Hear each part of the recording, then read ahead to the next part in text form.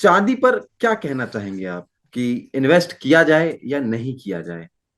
देखिए, चांदी को लेके मैं थोड़ा सा अपनी ओपिनियन को रिजर्व रखता हूँ, क्योंकि चांदी चंचल बहुत है।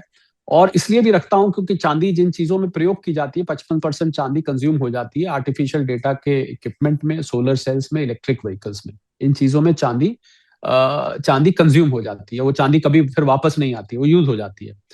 तो और चांदी की जब 4,20,000 कीमत पहुंच गई थी, तो इन चीजों को बनाने वाले चिंता में आ गए थे। उनका तो रॉ मटेरियल है कि इसकी जी। भैया कीमतें सोचिए आप, इलेक्ट्रिक व्हीकल्स के की बैटरी की कीमत कहाँ पहुंच जाएगी, एआई डेटा इक्विपमेंट की कीमत कहाँ पहुंच जाएगी। तो ये मैं आपको बताना चाहूंगा कि वेस्ट में और चाइना में रिसर्च चल रही है कि चांदी का कोई विकल्प निकाला जाए। अगर ये विकल्प निकल आया तो चांदी धड़ाम हो जाएगी। तो इसलिए अभी कुछ नहीं आया है, मैं कोई स्केयर नहीं क्रिएट करना चाहता, ये रिसर्च चल रही है। अभी इस रिसर्च में कोई कामयाबी नहीं मिली है, पर मैंने देखा है अमूमन जब साइंटिस्ट लगातार रिसर्च करते रहते हैं तो हम्म। कुछ ना कुछ कालांतर में निकल आता है। तो इसलिए चांदी पर, और चांदी में क्या है कि सट्टेबाजी भी बहुत ज्यादा है। सोने के मुकाबले में कहीं ज्यादा सट्टेबाजी चांदी में होती है, तो इसलिए चांदी बहुत चंचल हो गई है।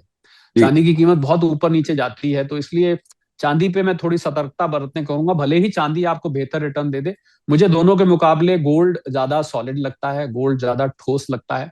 और गोल्ड में मुझे लगता है कि अगर गिरावट आई तो, और आपने देखा भी पीछे जब गिरावट आई हम्म। बजट के आसपास, हम्म। तो वो गिरावट चांदी में, कहीं चांदी $120 से गिर के एक समय $70 से नीचे चली गई। जी। यानी कि 4,20,000 से गिर के लगभग 2,40,000 के आसपास आ गई।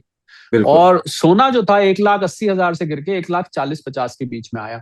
तो आपने देखा कि सोने में गिरावट मुझे लगता है कि कम आएगी। और जो वैश्विक परिस्थिति बन रही है युद्ध की, दुनिया भर में वर्ल्ड वॉर 3 की आहट, वो सोने के लिए, और सोने को चांदी के मुकाबले एक और एडवांटेज ये है कि दुनिया भर के सेंट्रल बैंक्स ने सोना खरीद के रखा है। अभी चांदी नहीं, चांदी देश खरीद रहे हैं अन्य कारणों हम्म। से, पर सेंट्रल बैंक्स ने अपने गोल्ड रिजर्व्स करेंसी की जगह वो बनाने शुरू कर दिए। इसलिए मुझे चांदी थोड़ी चंचल नजर आती है।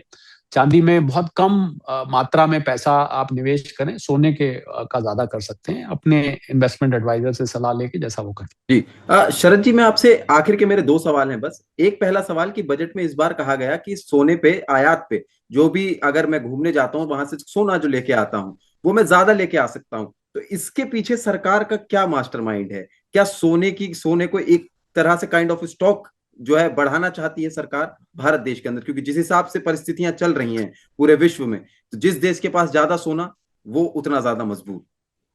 बिल्कुल, आई मीन अगर सोना इतना बड़ा एसेट बन के आ रहा है, और जैसा मैंने कहा अगर 100 ग्राम सोना हर घर में है, तो आज 100 ग्राम सोने की कीमत, अभी आज की मैं प्राइस पे बात करूं तो लगभग 16 लाख रुपए है। जिस व्यक्ति की झुग्गी है 1 लाख रुपए की, अगर उसके पास पुराना पुश्तैनी सोना है 100 ग्राम, 10 तोले जिसको आप कहते हैं, तो वो उसकी झुग्गी से कहीं गुना ज्यादा है। किसी का अगर 1 बेडरूम छोटा सा फ्लैट है 25 गज का, और वो 2.5, 3, 4, 5 लाख रुपए का है किसी छोटे शहर में, तो उसके पास अगर 100 ग्राम सोना है तो उससे ज्यादा। नेचुरली भारत सरकार भी चाहती है कि आपके पास, आप वित्तीय तौर पर सुरक्षित रहें, फाइनेंशियल सिक्योरिटी बनी रहे। तो अगर आप बाहर से लेके आना चाहते हैं, हालांकि झुग्गी वाले बाहर नहीं जाते हैं, बाहर तो दूसरे लोग जाते हैं, पर अगर आप लेकर आ रहे हैं उस पर थोड़ी रिलैक्सेशन दी जाती है। इम्पोर्ट ड्यूटी सोने पर है, पर भारत सरकार इसको अब इम्पोर्ट कम कर रही है, क्योंकि इसकी वजह से $68 बिलियन एक साल में लगभग लगभग सोना और चांदी इंपोर्ट हुआ है, जो बहुत बड़ी मात्रा है। इससे फॉरेक्स रिजर्व ब्लीड होते हैं।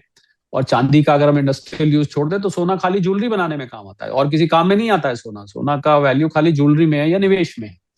तो इसलिए सरकार समय समय पर, मुझे लगता है जैसे जैसे कीमत ऊपर नीचे होगी, सरकार अपनी पॉलिसीज उसके अनुरूप बदलती रहेगी, ऐसा मुझे लगता है।